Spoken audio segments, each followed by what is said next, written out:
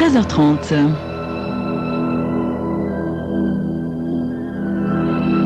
Crime Story, les rendez-vous d'Alfred Hitchcock racontés par Serge Sauvion. Aujourd'hui, il faut vivre avec son temps de Sonora Moreau.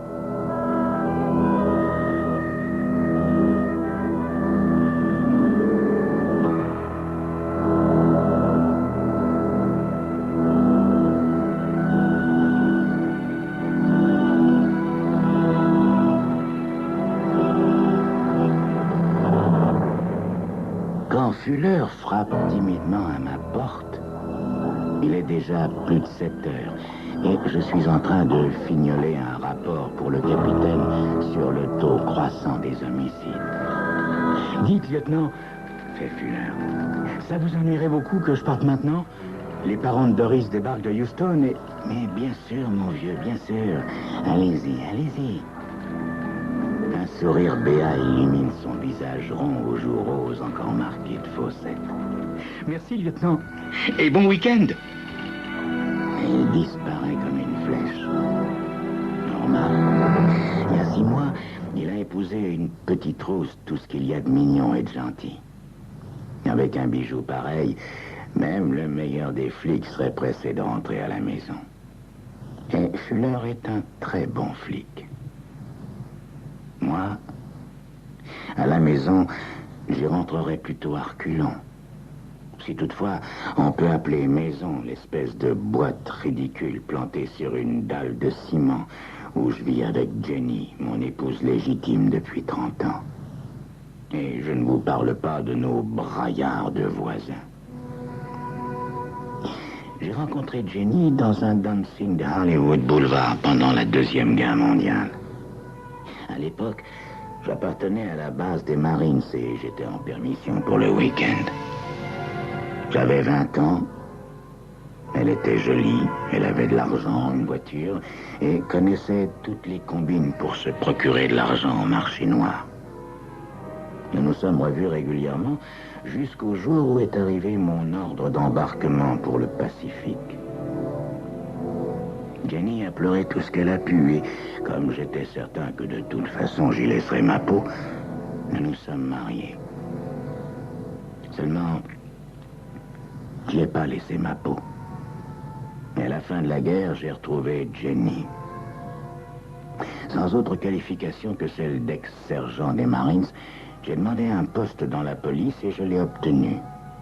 Sûrement la plus sage décision que j'ai jamais prise de toute ma vie. Au début, ça n'a pas mal marché du tout entre Jenny et moi. On avait une jolie maison avec un grand jardin et je passais presque tout mon temps libre à bichonner mes roses, mes zinnias et mes pétunias. Non, ne riez pas, s'il vous plaît. Quand on fait comme moi un boulot qui vous fait patauger dans la crasse, le sang et la misère, il n'y a rien de tel pour vous empêcher de devenir cinglé qu'un peu de beauté bien tranquille. Et puis un jour, la meilleure amie de Jenny, qui habitait en haut de la rue, a vendu sa villa pour aller s'installer sur une espèce de camp de maisons mobiles.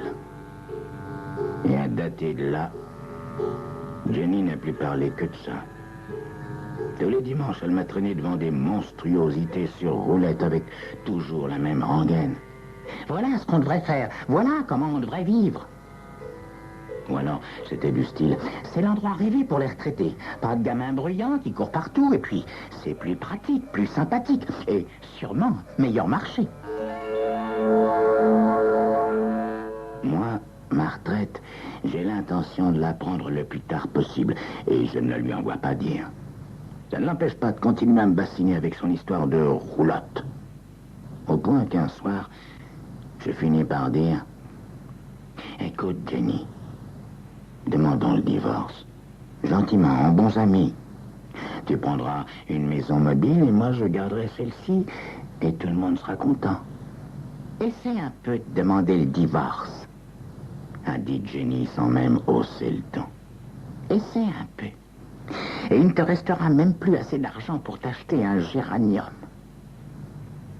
Évidemment, vu comme ça. Bref, Provisoirement, ça a réglé la question.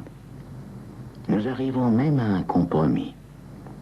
Jenny accepte que je continue à travailler tant que mon état de santé me le permettra, et en échange, elle aura sa maison à roulettes. C'est comme ça que, 3 mois plus tard, nous sommes allés nous installer sur un lotissement de 30 mètres sur 25 que les promoteurs avaient taillé à la hache dans ce qui a dû être jadis de magnifiques collines. Notre emplacement à nous est tout contre un épais mur de ciment par-dessus lequel je ne regarde jamais sans un pincement au cœur. Derrière le mur, il y a de vraies maisons, avec de vrais jardins. Jenny, elle, reprend sa vie d'avant. Quand elle ne fait pas les boutiques, elle passe l'après-midi au club à commérer avec ses chers amis ou à se prélasser au bord de la piscine commune, ses 80 kilos boudinés dans un maillot de bain ridiculement petit. Le travail étant le meilleur des alibis, j'arrive quand même à me ménager des petits moments tranquilles. Comme ce beau dimanche d'août où Jenny est partie en excursion sur la plage avec sa bande. Après son départ, je refais du café et monte au premier avec ma tasse. Du rez-de-chaussée, on ne peut pas regarder par-dessus le mur de ciment. C'est alors que je la vois pour la première fois. Attention, elle n'a rien d'un fruit vert, rien d'une minette. Probablement même une bonne quarantaine, mais avec un corps souple et mince, un visage serein et des cheveux d'un fabuleux blond doré. Elle sort de la poche de son short un petit sécateur, coupe une grappe de raisin blanc bien mûr et juteux, puis va se promener lentement dans le jardin, vérifiant l'état de la terre et caressant les roses d'un regard tendre. Et tout à coup, la porte claque violemment. Il en sort un bonhomme rougeau, presque chauve, et affublé de 3 mentons au moins. « Caroline, qu'est-ce que tu fabriques encore? Et mon petit déjeuner ?»« J'arrive, Jack, » répond-elle doucement. « J'arrive. »« Toi et ton maudit jardin !» fait le rustre en agitant le poing. « Si seulement tu m'accordais la moitié du temps que tu lui donnes !» Elle se dirige tranquillement vers la porte, entre, et il claque le battant derrière elle. De ce jour-là, je passe à la fenêtre de notre chambre toutes les heures que je ne consacre pas au travail ou au sommeil. Des scènes comme celle de ce dimanche matin, je vais en voir beaucoup, souvent beaucoup plus révoltantes. 1000 fois, j'ai envie de descendre, de contourner le mur et d'aller flanquer mon poing dans la figure de ce guignol. Mais mon instinct de policier me dit que le moment n'est pas encore venu. Que tout ce que ça pourrait me rapporter, c'est des ennuis. Et à elle aussi. Je me dis simplement, une fois de plus, que la vie est décidément bien mal faite. Sinon, il aurait épousé Jenny, et moi, Caroline. Un samedi matin, pourtant, je trouve à Caroline une mine si défaite que je n'y tiens plus. Quelques secondes plus tard, j'agite la sonnette de sa maison. C'est elle qui vient m'ouvrir. Prudent, je commence par demander poliment. « Excusez-moi, votre mari est-il là ?» Si elle avait dit oui, je me serais fait passer pour un agent immobilier. Mais elle me dit que non, que son mari ne sera pas de retour avant 5 heures. C'est très bien, dis-je. Et comme ma réaction semble la surprendre, puis l'inquiéter, je m'empresse d'ajouter « Je suis votre voisin. J'habite juste derrière et notre caravane donne sur votre magnifique jardin. Il y avait longtemps que j'avais envie de vous dire combien j'avais de plaisir à le regarder. Vous savez, je suis un citoyen tout à fait respectable.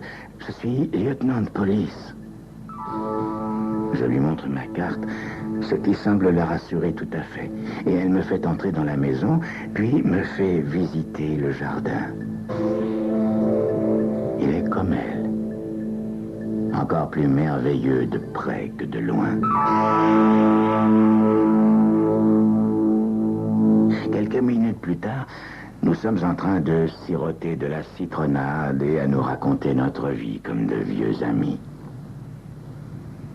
Le mariage de Caroline avec Jack a été encore plus stupide que le mien avec Jenny.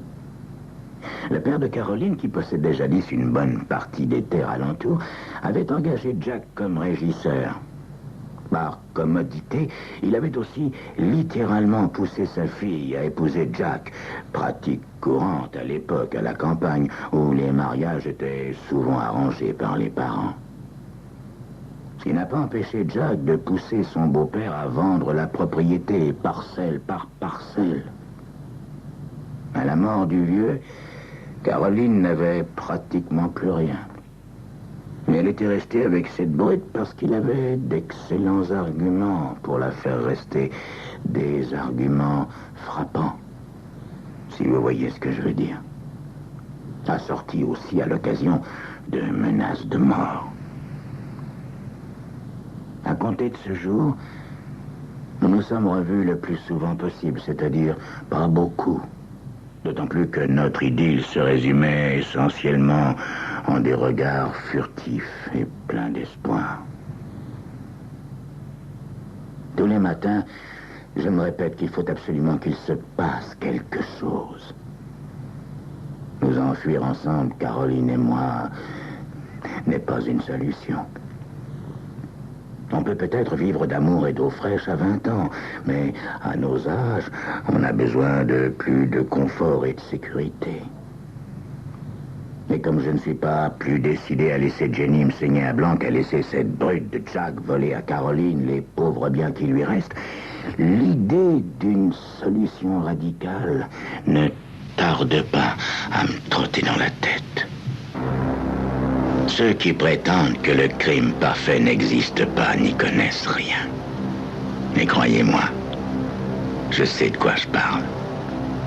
Je suis bien placé pour savoir qu'il y en a des centaines chaque année, classées dans les rubriques des personnes disparues, des morts accidentelles et même des morts naturelles. Et puis, il faut bien vivre avec son temps, non? Nous vivons une époque de violence. Les journaux et la télévision nous le répètent assez. Le seul point noir, c'est qu'il faut que Caroline ne se doute absolument de rien. Mais là aussi, j'ai ma petite idée. Et pour le moment, tout ce que j'ai à faire, c'est attendre.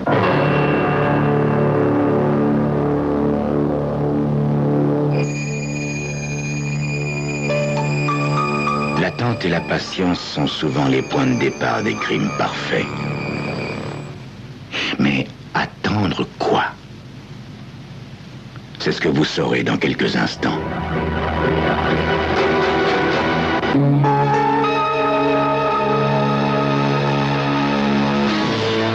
Je commence par m'occuper de Jack, et donc par me documenter sur ses habitudes.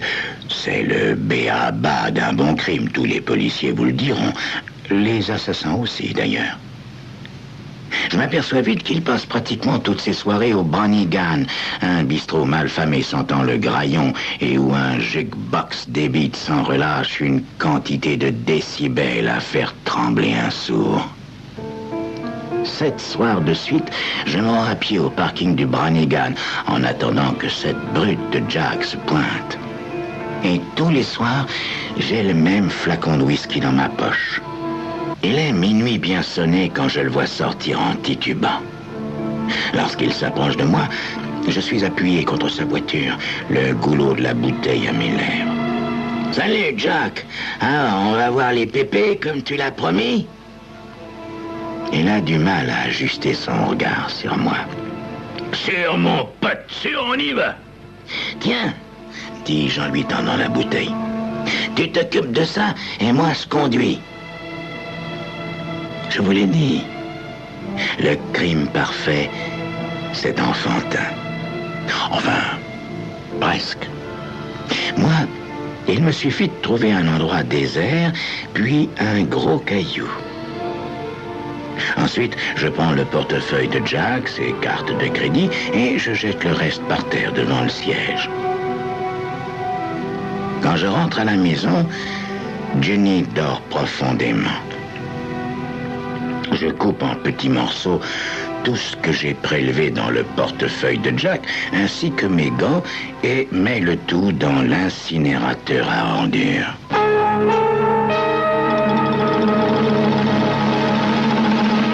On découvre le corps le lendemain. 2 jours plus tard, profitant de ce que Jenny est allée dîner en ville avec ses amis, je rends visite à Caroline. Le noir lui va merveilleusement bien et elle est ravie de me voir. Elle semble encore choquée par la mort brutale de son mari, mais pas vraiment triste. Mettez-vous à sa place. Entre, dit-elle. J'étais justement en train de lire quelques lettres que Jack m'a envoyées avant notre mariage. Je peux dire sans prétention qu'à ce moment-là, je suis frappé par un éclair de génie. Je lui prends gentiment les lettres des mains. Ma chérie, à moins que tu ne veuilles les conserver pour des raisons sentimentales, laisse-moi les jeter à ta place. Sentimentale? Fait Caroline. Il n'y a jamais eu de sentiment entre nous. Rien que l'argent et un long esclavage pour moi. Fais ce que tu veux de ces lettres. De retour chez moi, je lis attentivement toutes les lettres. 3 d'entre elles me seront d'un secours précieux pour me débarrasser de Jenny. Heureusement, ce cher Jack n'avait rien d'un poète. J'attends avec impatience de te voir. Signé J. Bientôt, nous ne ferons plus qu'un. Signé J. Et enfin un week-end à nous deux seuls. Toujours signé J. Pas de date, et le papier n'est même pas jauni par le temps. Je me demande où Caroline a pu les conserver. Mais je ne me le demande pas trop longtemps. Je suis bien trop occupé à mettre au point la suite de mon plan. Je vous ai dit que Jenny pèse 80 kilos, mais n'imaginez pas pour autant que c'est un laidron. Elle est toujours habillée à la mode et va chez le coiffeur toutes les semaines. Bref, ce que je veux dire, c'est que pour un homme un peu myope et dur d'oreille, un homme pas trop porté sur la chose, mais disposant de revenus confortables, Jenny peut encore passer pour un morceau de choix.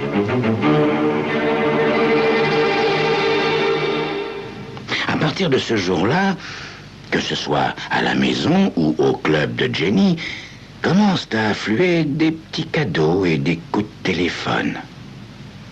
Moi, je joue le brave flic un peu idiot qui bosse dur et ne voit rien.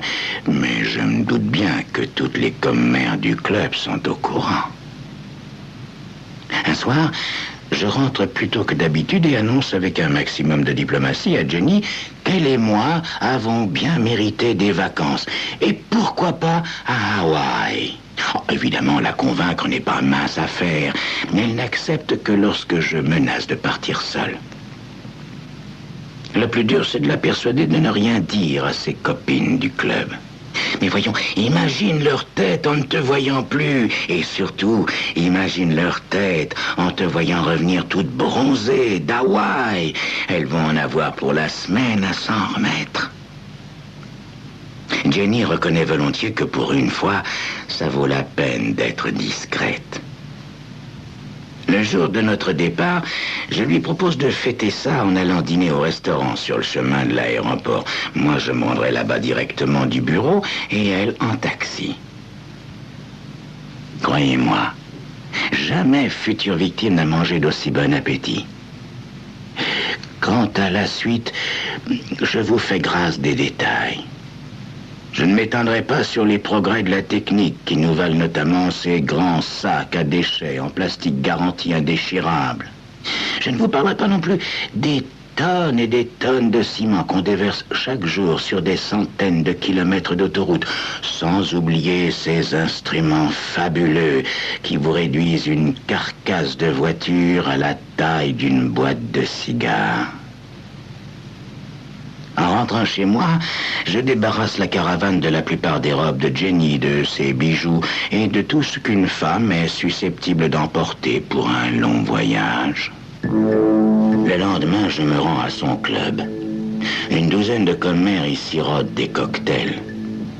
Je me dirige vers Anna Swanson, la meilleure amie de Jenny. Anna, où est Jenny? Jenny? Mais je n'en ai aucune idée. Pourquoi? Mes yeux font le tour de la salle. L'une de vous doit quand même savoir où elle est partie. Les 12 paires d'yeux s'agrandissent comme des soucoupes. Bon, dis-je alors, puisque personne ne veut parler, il ne me reste plus qu'à alerter la police. Je suis sûr que ça vous déliera la langue. Je jette alors les 3 lettres sur la table. Vous qui vous racontez tout, vous devez savoir qui est ce J, n'est-ce pas? Elles se jettent toutes sur les lettres comme des mouches sur un pot de miel, puis se mettent à parler toutes à la fois. Je finis par comprendre qu'un homme téléphonait souvent à Jenny et lui envoyait des cadeaux, mais qu'elle ignorait totalement de qui il s'agissait. Et ce voyage, elle vous a parlé aussi de ce voyage, non? Les 12 regards redeviennent complètement ahuris. Un voyage? Mais quel voyage? Et un voyage où? Miracle des miracles. Jenny avait gardé le secret. Je pousse un long soupir de soulagement, un soupir qui peut aussi fort bien exprimer l'accablement, et je prends un air de chien battu parfaitement bien imité. Voilà ce que récolte un homme qui a consacré 30 ans de sa vie à sa femme. Là-dessus, je tourne les talons avec la démarche lasse d'un homme brisé. Bien entendu, peu de temps après, je prends ma retraite. On ne peut tout de même pas demander aux contribuables d'entretenir un assassin, n'est-ce pas? Même si cet assassin est aussi un bon flic. Dans la foulée, je vends la caravane et Caroline vend sa maison. Elle n'est pas trop triste que Jenny m'ait abandonné, même pas triste du tout en fait. Aujourd'hui, nous vivons dans un ranch de 20 arpents. Et si vous voyiez notre jardin, une seule chose me chiffonne. Je ne vais pas pouvoir demander le divorce avant un bon moment. Caroline et moi devrons donc vivre tout ce temps-là en dehors des liens sacrés du mariage. Mais de nos jours, qui s'en formaliserait encore? Comme je le disais tout à l'heure, il faut bien vivre avec son temps.